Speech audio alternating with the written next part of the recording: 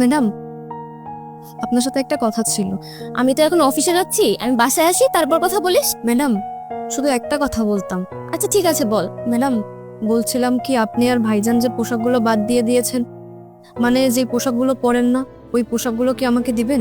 আমরা যে পোশাকগুলো পরি না ওই পোশাক দিয়ে তুই কি করছিস? ম্যাডাম, আপনি তো খুব ভালো করেই জানেন আমার বাড়িতে ভাই আছে, ছোট একটা বোন আছে। তাছাড়াও আমি নিজেও তো কখনো নতুন পোশাক কিনতে পারি না। আপনি যে পোশাকগুলো দিতেন আমার খুব ভালো হতো। আচ্ছা ঠিক আছে দিয়ে দি। এই কি ব্যাপার, এখনো বের হচ্ছ না কেন? লেট হয়ে যাচ্ছে তো। এই তো আসছি। আচ্ছা তুই তাহলে কাজ কর, আমি তোর ড্রেসগুলো কালকে দিয়ে দেবো। আচ্ছা ম্যাডাম, ধন্যবাদ আপনাকে, অনেক ধন্যবাদ। হ্যাঁ চলো চলো।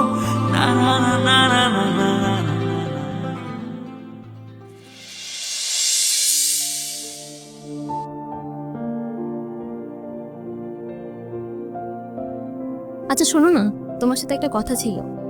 হ্যাঁ বলো। লাস্ট ট্যুরের আগে যে ড্রেসগুলো কিনেছিলে না, ওই যে যে ড্রেসগুলো এখন পরছো না, ওই ড্রেসগুলো দিও তো আমাকে। কেন? ওইগুলো দিয়ে তুমি কি করবে? না না আমি কিছু করব না। আসলে ওই যে আমাদের বাড়িতে যে মেয়েটা কাজ করে না, ওর বাড়িতে একটা ভাই আছে একটা বোন আছে, ওদের জন্যই কাপড়গুলো চাচ্ছিল। আমারটা না হয় আমি দিয়ে দিলাম, কিন্তু তোমারটা? না না, ওইগুলো আমি দিতে পারবো না। হ্যাঁ ওইগুলো একটু পুরাতন হয়েছে, তাই বলে ওইগুলো আমি দিয়ে দেবো?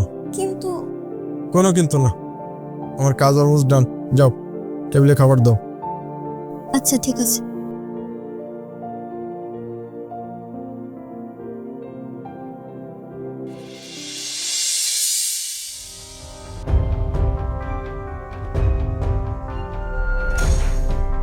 ম্যাডাম, কি ব্যাপার, তোর সব কাজ শেষ?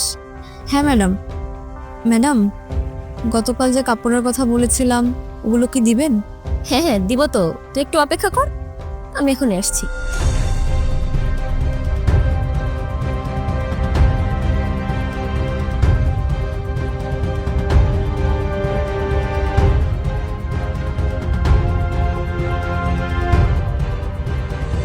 এই নে।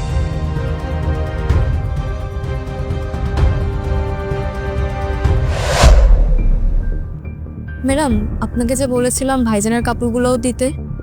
না মানে হয়েছে কি, এই তোমাকে না গতকালকে কাপড়গুলো দিতে বারণ দিলাম, তারপর কেন দিয়েছো? এই দে কাপড়গুলো দে।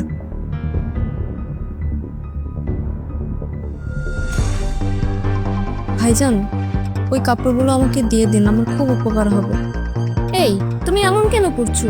তাছাড়া এই ড্রেসগুলো তো আমি পরি না, গরিব মানুষ আমাদের বাড়িতে কাজ করে, এই ড্রেসগুলো দিলে সমস্যা কোথায়?